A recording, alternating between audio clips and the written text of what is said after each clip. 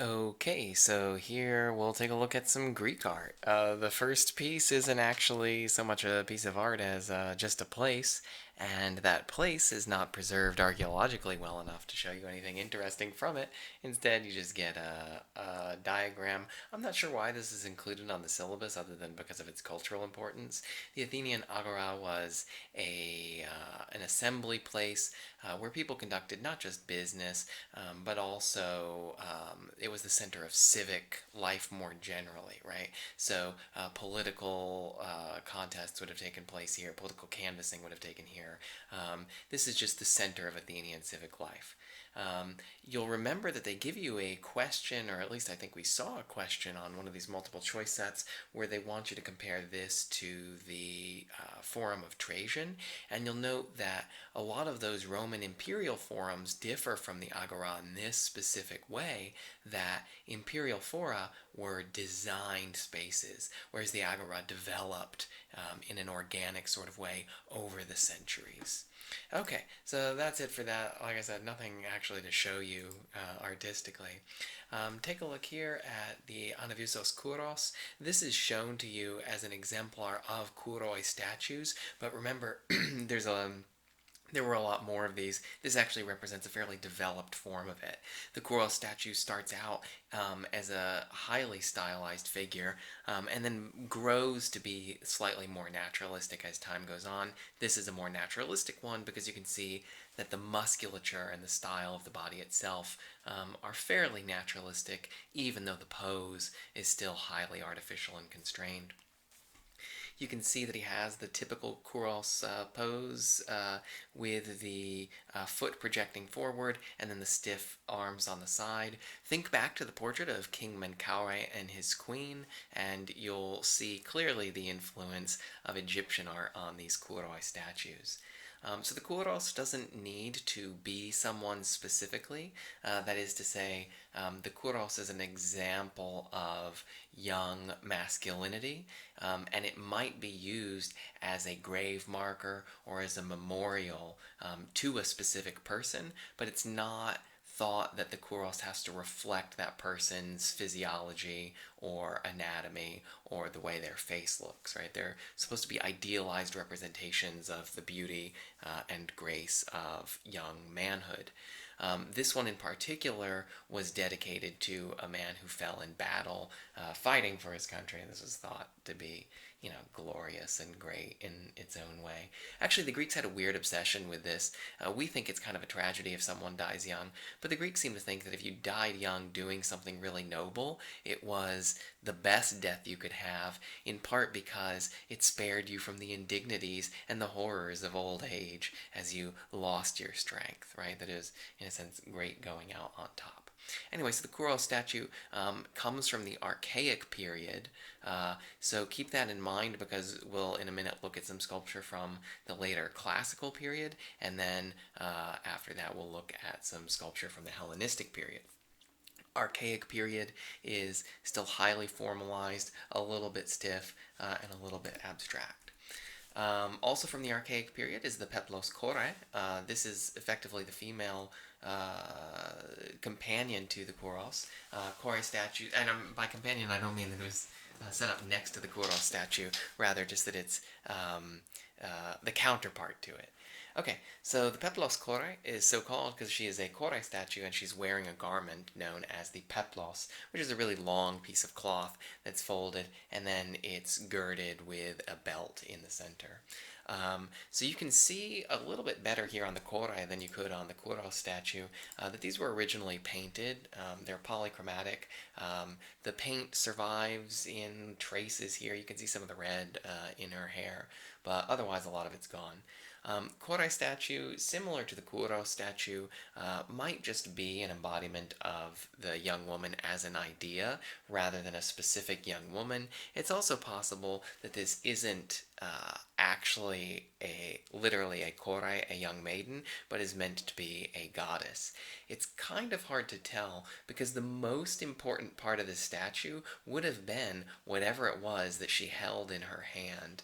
But since that part of her arm is missing and everything that went with it, it poses a challenge to the interpretation of the piece as a whole. A lot of times, goddesses and gods in particular are represented by standardized canonical pieces of iconography. So Zeus, for example, will have lightning bolts or might have an eagle around him, right? Athena might be recognized by her shield or even a spear. Artemis could be recognized by holding a bow. But unfortunately, without that hand there, not clear whether this was meant to be a goddess or a korai statue. But even though the drapery hides what her feet are doing, you'll note that her pose is stiff, much like what you see with the Kuro statue. And again, a lot of that owes to the influence of Egyptian art. But you can see that the Greeks are starting to move away from that Egyptian influence and mark out a style of their own.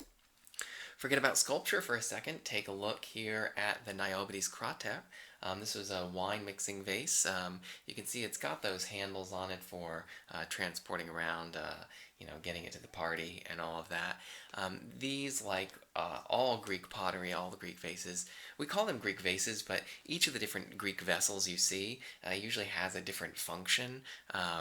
And I think we do them a disservice by just calling them all vases. It makes it sound like they were, for storing plants in. Just note that a lot of times they're bowls for serving or mixing wine and other kinds of things like that. Okay, so the Niobedes krater is a red figure vase. You can see that there are two friezes, one at the top and one at the bottom, with floral motifs. You'll recall that that is influenced by an earlier part of Greek pottery's history, known as the geometric period, where you just see geometric and floral bands that are repeated endlessly throughout the space of the pottery. One of the innovations as Greek pottery progressed was the development of figural representation, and originally the figures would have been in black and the rest of the vase would have been red. This is achieved during the firing, before the firing process. The vase itself is coated with a slip. Whatever gets coated with the slip ends up turning black. And so in the earlier black figure pottery, the black figures were put on with the slip, and then the rest of the vase remained red as oxidation occurred while the vase was being fired. But the artists found that they could achieve more precision in their drawings by using the slip to form the background and then using little thin bits of slip to form parts of the details within red figures. And so red figure vases represent a kind of artistic innovation that allows for more accuracy of representation as time goes on. So red figure vases are later, but they're usually also more artistically sophisticated. The scene portrayed is one in which Niobe, this woman who has 14 children, boasts that she is more fertile than the goddess Leto, the mother of Artemis and Apollo. And so, of course, Leto is turbo pissed, and she has Artemis and Apollo kill all of Niobe's children. The scene on the other side seems to have something to do with Hercules, but not entirely clear. There's still some debate about exactly what was being portrayed.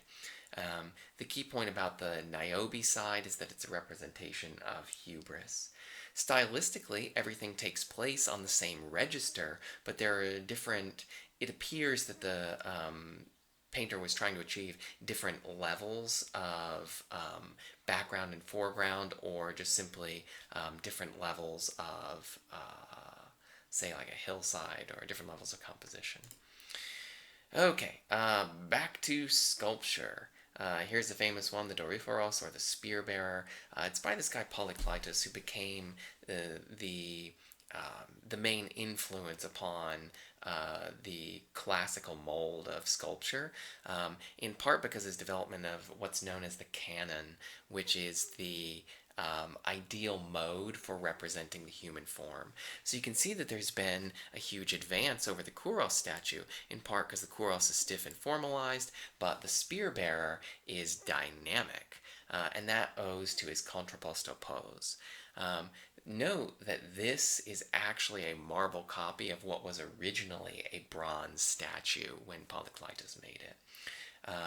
So the contrapposto allows for Polykleitos to uh, put the spear bearer in motion in a natural way, which also highlights the idealized musculature of his body. The Greeks were absolutely obsessed with the male form, and so even in the Kouros statues, you'll note that one of the big departures from Egyptian art is that Egyptian art is clothed, and in the case of men in Greek art, the sculptures are not clothed. You'll note that the women typically are. Occasionally, if you see a woman who's naked in Greek sculpture, it's likely the goddess Aphrodite, but regular women weren't depicted naked in the same way, at least not as a general rule. Whereas men, unless they were actually no, you know what, even if they're depicted in martial contexts, are usually depicted naked, again just to highlight and emphasize their masculine form. Okay, so yeah, spear bearer, big for the development of contrapposto and increasing naturalism in art, and this is really the inception of the classical period of Greek art, where there is an emphasis not just on idealized beauty, especially idealized male beauty, but also a focus on calm, tranquil, and composed harmony and balance. Now that harmony and balance is exemplified here by the various things you'll see on the Acropolis. Here you're looking at the temple, the Parthenon, and this reflects the Greek obsession, or at least the Athenian obsession, in the classical period with mathematical harmony. So the Parthenon's design itself expresses a mathematical principle of the golden ratio, where the ratio of, say, a smaller part of the composition is the same. How do I want to express this? The ratio of the smaller part of the composition to the larger part of the composition is the same as the larger part of the composition is to the whole. That's the golden ratio. So mathematical thinking dominated the construction of this. The Acropolis itself was the highly defensible portion of the city. Nevertheless, the Athenians abandoned the city during the period of the Persian Wars, and though the Athenians did defeat the Persians sacked the city, destroyed it completely. Well, the Athenians developed an empire following the Persian Wars and used a lot of the money from nearby silver mines and from tribute which was paid to the Athenian naval force for protection against the Persians to fund a whole new rebuilding of the Acropolis complex, including the Parthenon, which you see here. It's a mixture of both Doric and Ionic elements, and we'll see that. Actually, no, you know what? I don't have another slide for you. So I'll tell you that if you look at on the Parthenon itself, if you look at the columns, you have Doric capitals, and then the outer frieze, which is the band that runs across with these triglyphs and metopes, is a Doric frieze. But there's a colonnade that wraps around the building, that wraps around the interior, right? So there's sort of an exterior-interior portion here. It's covered, but it's open air.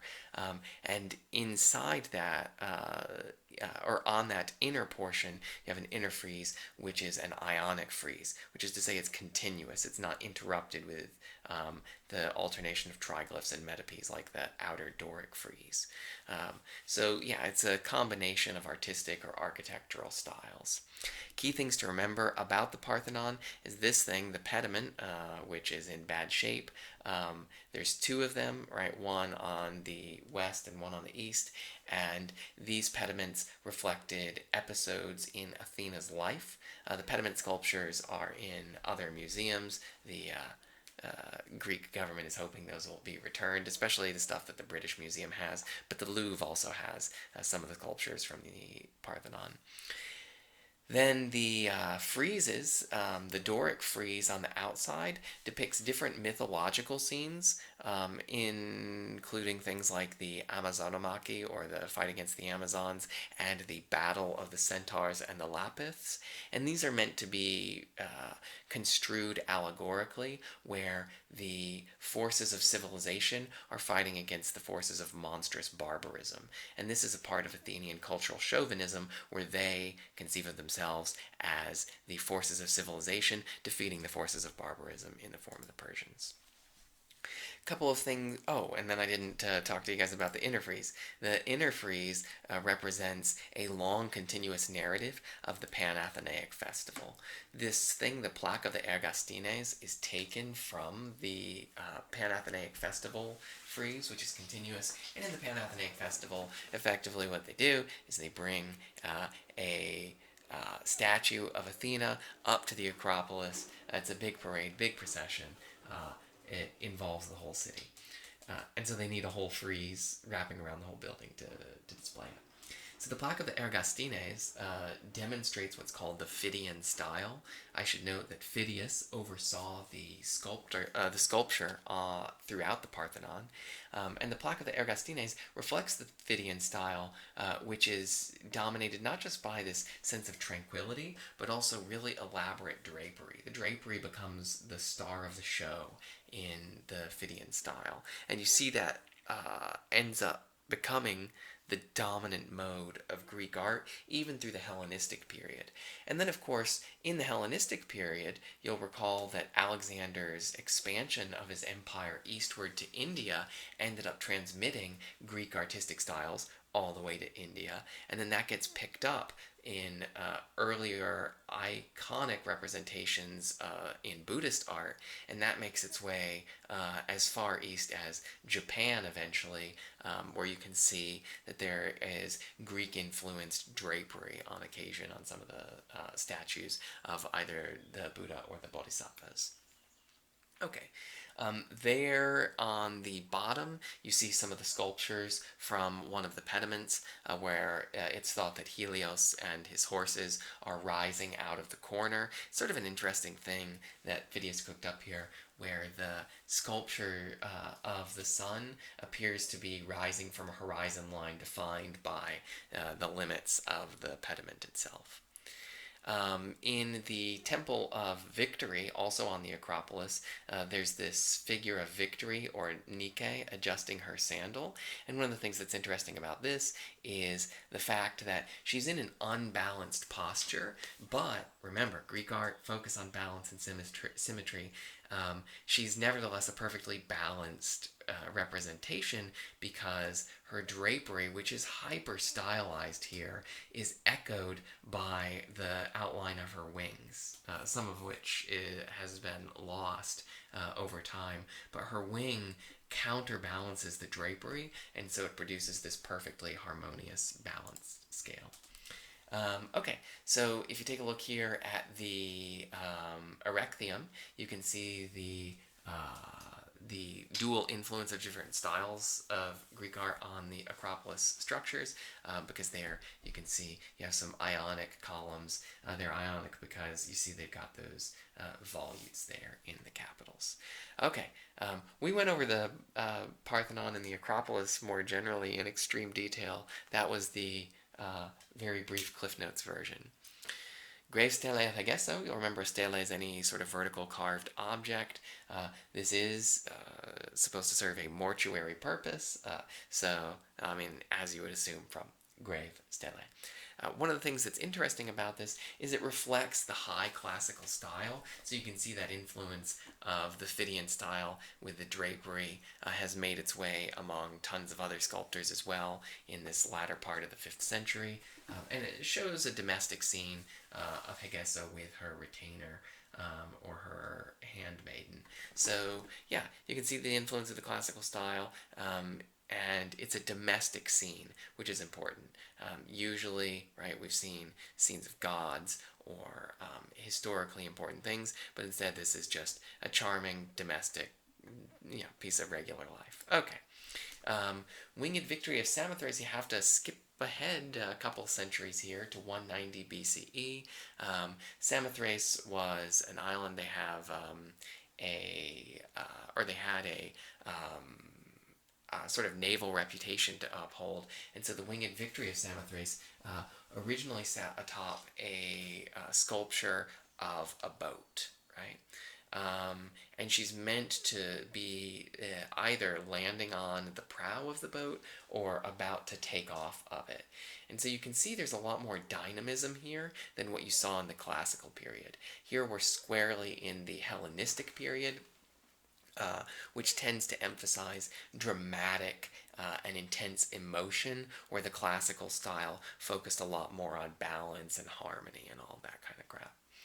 So, as you can maybe tell, Nike, or victory, was a popular subject for sculpture. Here, there's a sense of dynamism created by her really elaborately flowing drapery, so that Phidian obsession with drapery continues on even into the Hellenistic period, but it just becomes more elaborate, and some would say even almost overwrought.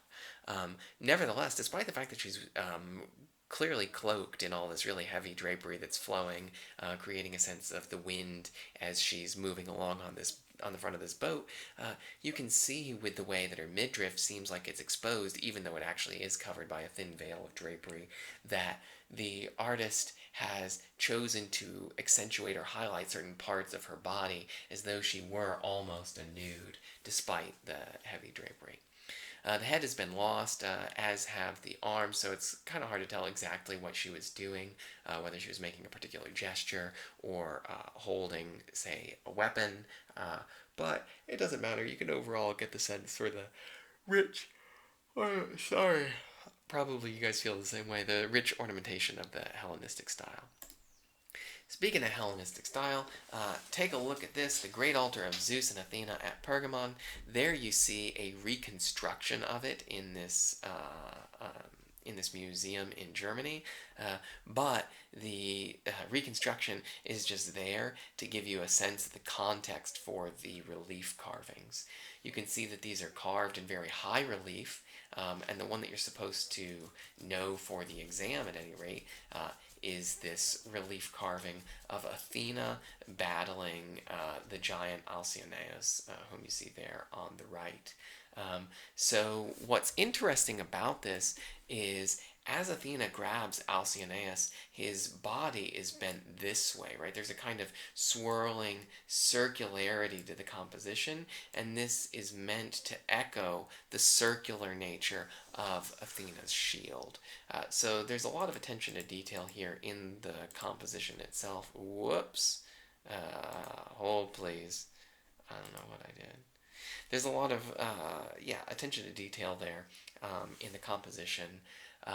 It's very dynamic. It's not, even though we can see that there's a kind of harmony created in that circular composition, it's a lot more dynamic and active than what you'd see in the classical period. Right? The classical period, the most dynamic it gets is, something like the spear bearer, right? There's still a kind of calm, balanced tranquility about it. This is a part of what was thought of as the Hellenistic Baroque period, where artists experiment with just how emotionally intense and dramatic they can make things. And this is definitely emotionally intense. That Hellenistic Baroque is emphasized by the zigzag composition that is contained within that swirling composition, where you can see that Athena looks down at Alcyoneus, and then Alcyoneus, his eyes form another diagonal with the eyes of his mother Gaia, who's reaching up to grab Athena and implore mercy on the part of her son. Meanwhile, who makes an appearance? Why, none other than Victory, who's winged here, and you can see that what she's doing is placing a wreath on Athena's head to indicate that she was the victor. So it's thought that these relief carvings are meant to remind the audience of the triumph of the king of Pergamon, this guy Attalus, over his enemies, the Gauls. Right? So, just as the Athenians used these mythological tales in relief carvings to symbolize their victory over the Persians, so too Attalus of Pergamon used mythological scenes to remind the viewers of his victory over the Gauls. Okay, and then finally for Hellenistic art, you see the seated boxer. This isn't dramatic in terms of its action, but it is when you look at his body, which has been mutilated by his boxing activities. So here you see he's resting, presumably between matches. There are wounds that are depicted on him. They would have been painted with the blood flowing out. And then look at the expressiveness on his face, right? He's clearly suffering. It's a moment of intense emotion. You still see some of the idealization of the masculine form, but it's true that this guy was an athlete, and so of course he's going to be ripped. But nevertheless, he's sitting in kind of a slumped over, slouching posture. He doesn't have anything like the rigidity that you see in the early archaic period with the Kouros statues, but he also doesn't have the proud erectness of a classical statue either. And of course, in those classical statues, you typically don't see people expressing pain. You'll remember that his ears also, they're bunched in, they're cauliflower ears to represent just how many blows to the head he's taken.